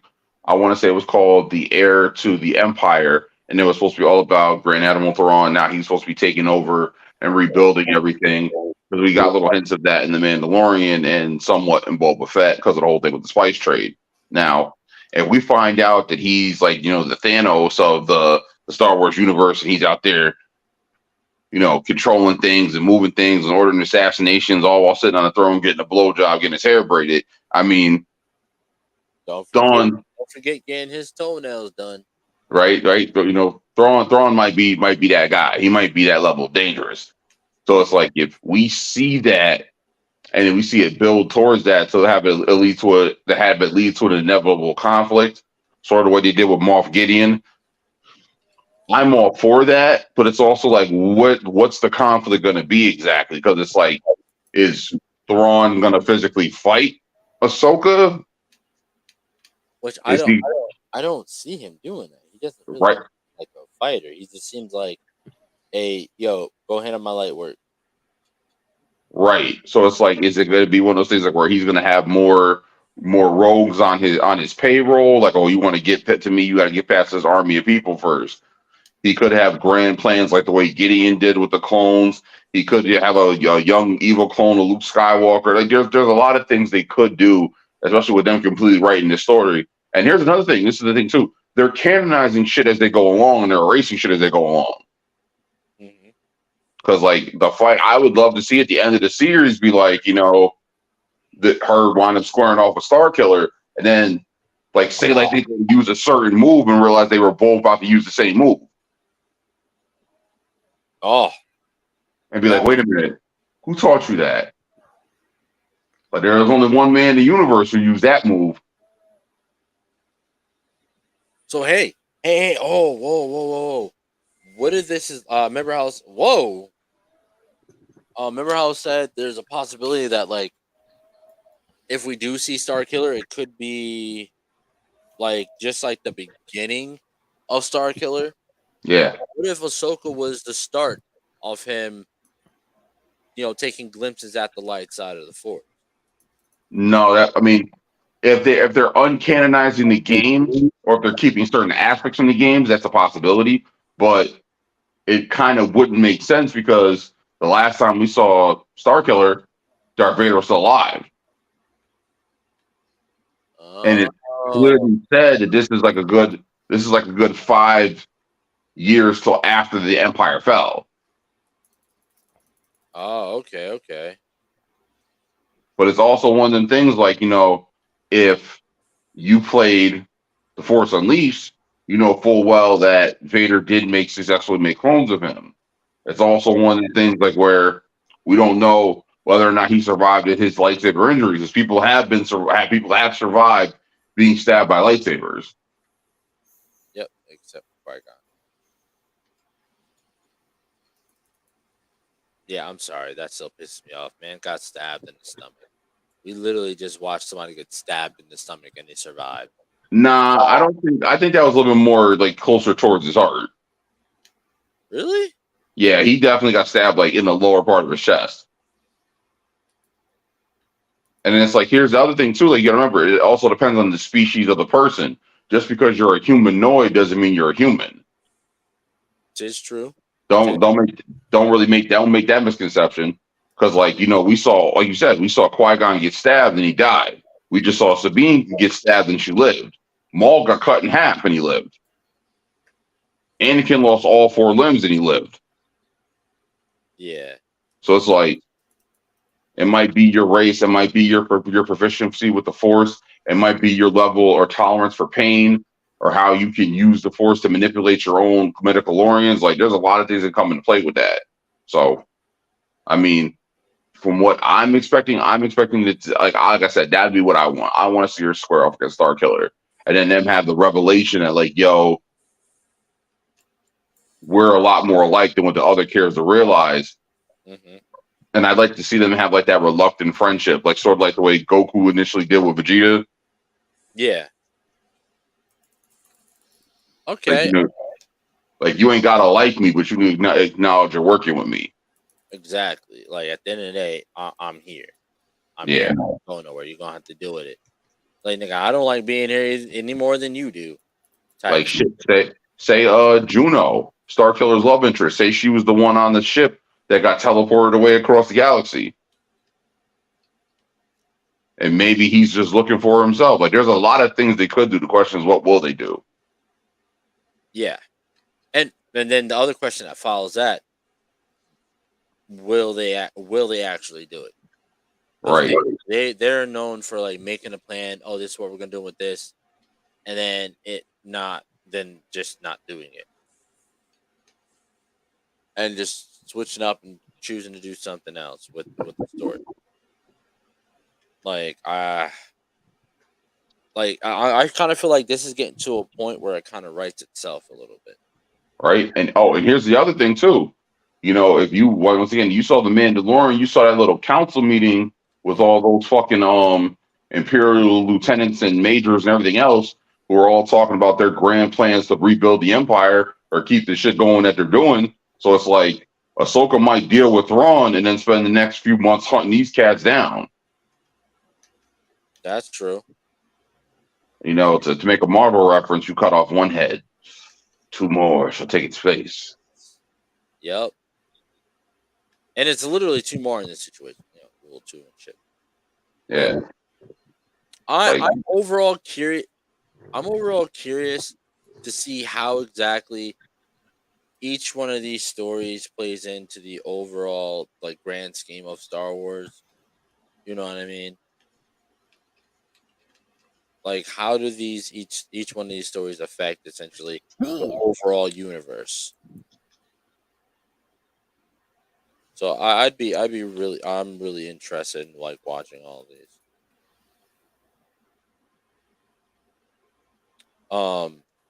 Now, Jack, what was yours? What? Your opinion on the episodes of Ahsoka? It's fine. Can I point out a hot topic, Go ahead. Go ahead. an unpopular opinion? I'm actually not 100% at this point now. I'm actually not 100% fan of Rosario Dawson playing Ahsoka. Why is that? So I and again, this is just probably just because of my lack of knowledge within Ahsoka's universe in Ahsoka's storyline. But I kind of feel like if you look at Ahsoka last time we see her in Rebels, she doesn't seem like the same kind of like character personality wise that we see on the screen with Rosario Dawson. Well, that is true, but it's also one of the things like where look at look at Kanan. When you first see Kanan, Kanan's a Padawan in in the Clone Wars. He's a Padawan and during the Bad Batch. The episode of the Bad Batch opens up with the clones killing his master and him having to run for his life. And Hunter's like, "Whoa, hold on, kid, what's going on? I don't know what just happened." And then he takes off, fearing for his life. And then you see him years later, and he's this jaded warrior who has no interest in fighting anymore. I mean, he went from that happy-go-lucky kid to that guy who doesn't really talk about shit no more, and him having to train Ezra Miller, and then he has to interact with clones again. So it's like you kind of see like him having like almost like Wow. a You said Ezra Miller? excuse me, Ezra Bridges. Jesus Christ. Lord have mercy. It's been a long day. It's okay. It's been a very long day. It is a-okay, buddy. I don't blame you. You you see the whole thing like with his transition between his character and him having to get back in the war. I remember there is a whole scene like where he's talking amongst the crew and he goes, "Yo, I spent the early part of my life fighting a war. I don't want to do another. Don't want to jump into another one." Like he had no interest in joining the rebellion. Okay. And then it's like if you look at Ahsoka, like when Ahsoka actually has a confrontation where she runs into Vader, Mm-hmm. and that was interesting. What'd you say? That story, that episode was really interesting. That little Right. was really interesting. And I want to point out that to me, she won. To me, I feel like she definitely won that duel. It's now see that's It's hard. It's hard to say, and I grant that. Yeah, it's hard to say.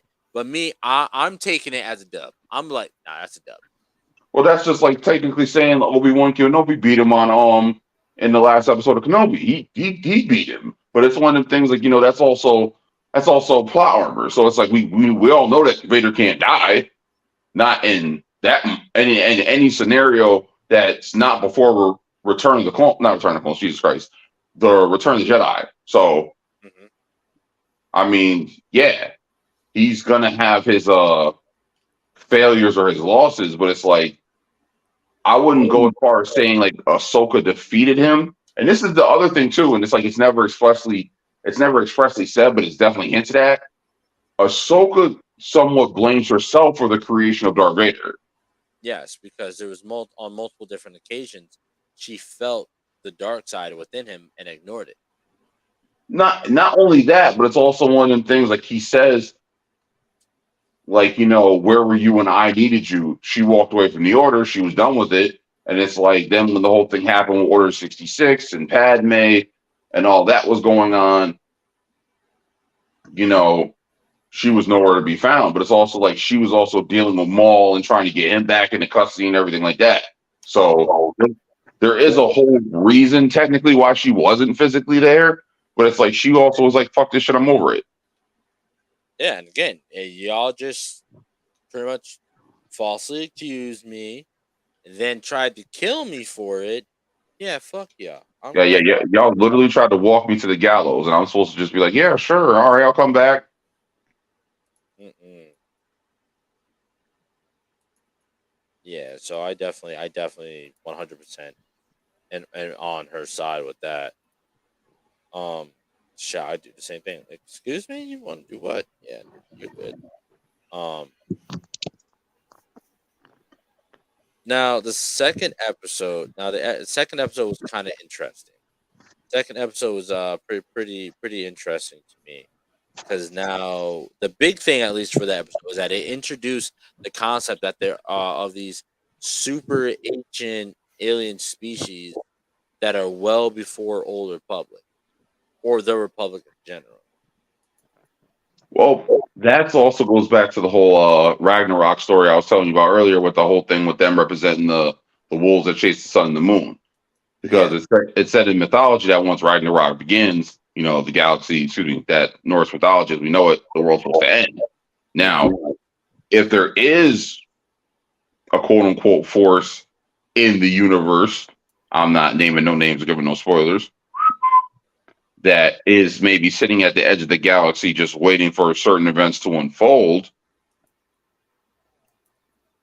Hmm.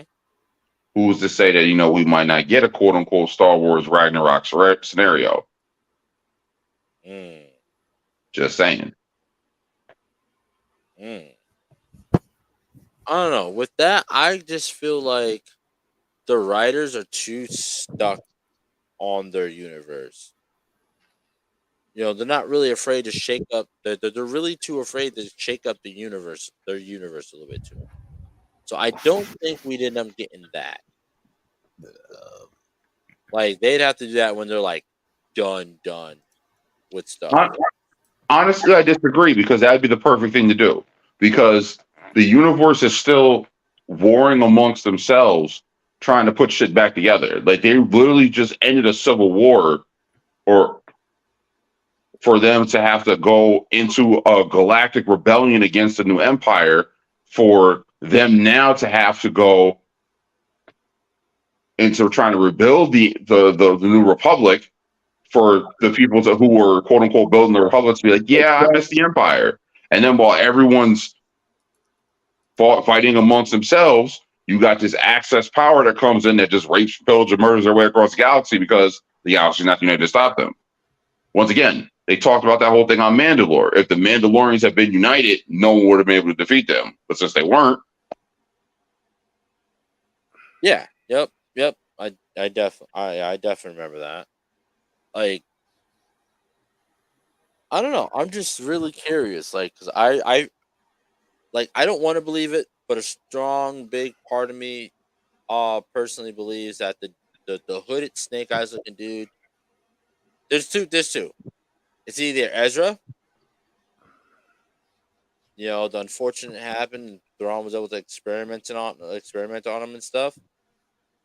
Um, or it was, or it's Starkiller.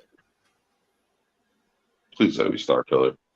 Yes, I like I get it that it's probably gonna be Ezra. Just as somebody that writes, but yeah, it's gonna be whoever's gonna be, it's gonna shake the entire show and flip it on its head. That's all I know. But with that, that has been the episode for today. That has been our breakdown of Ahsoka Tano, where she, of course, with also some of our usual ramblings, also in between there. Um, that has been the show. Now, on to the giveaway. Let's take a look here. Do do do do do do do do.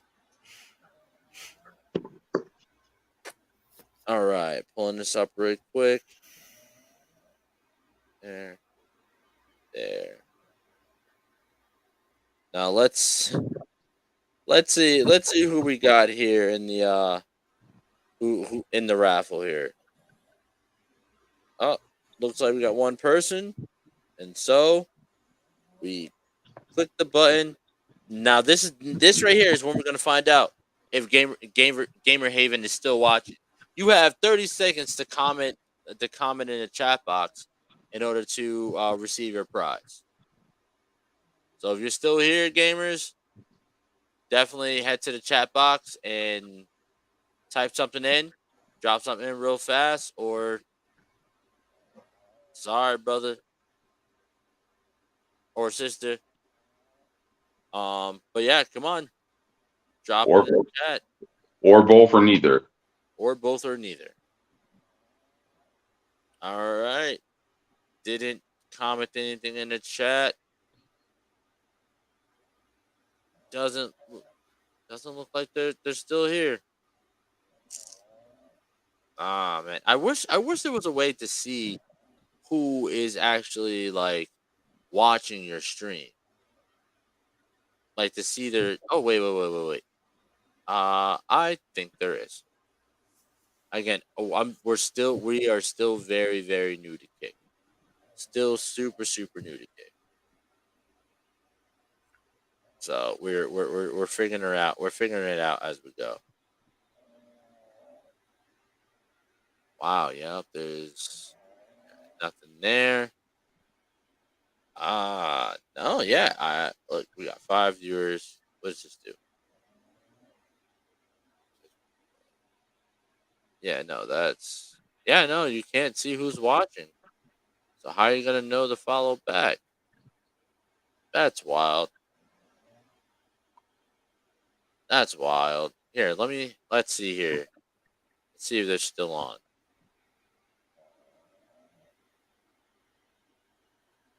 Oh, so unfortunately, guys and gals, and again, when I say guys, it's all inclusive.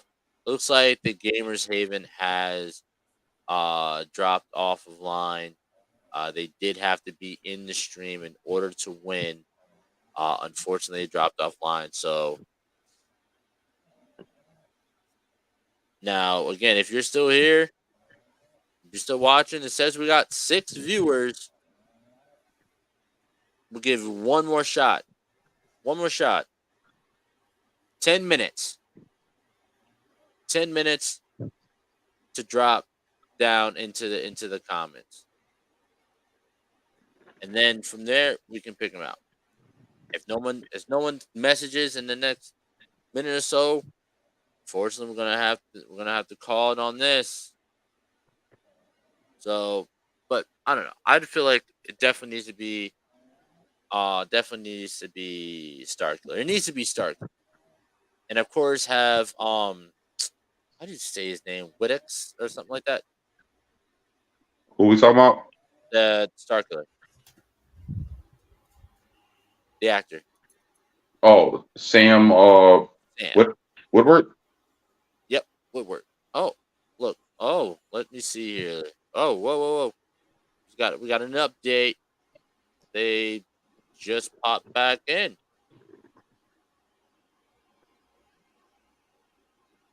So it does look like, again, they were the only ones that were here. So, gamer, write something in the comments to claim your prize.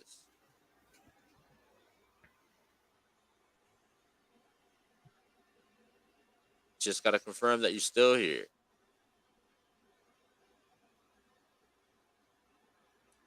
You can write something, anything in the comments.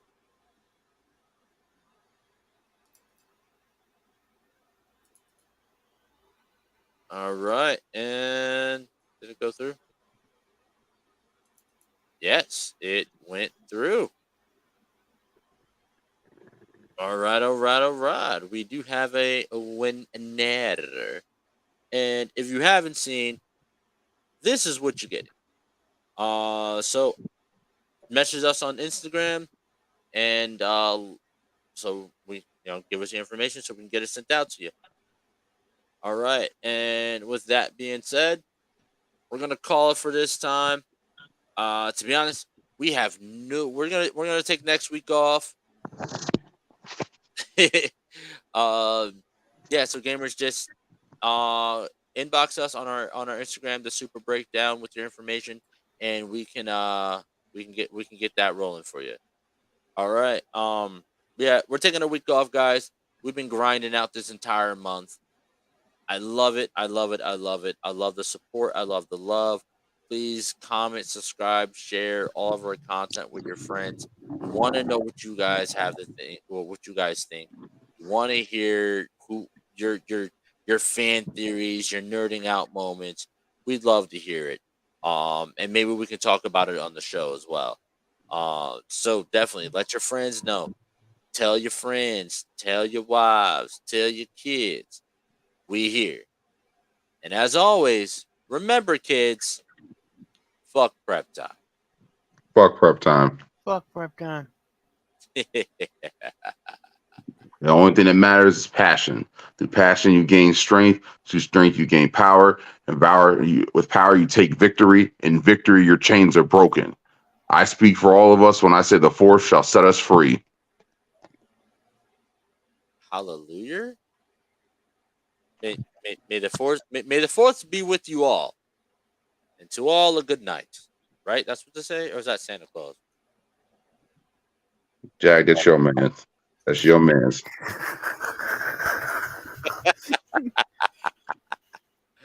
Oh, all right. Good night, everybody. Stay tuned to our Facebook and Instagram for updates on what we're rocking next, what we're doing next. All right. Peace.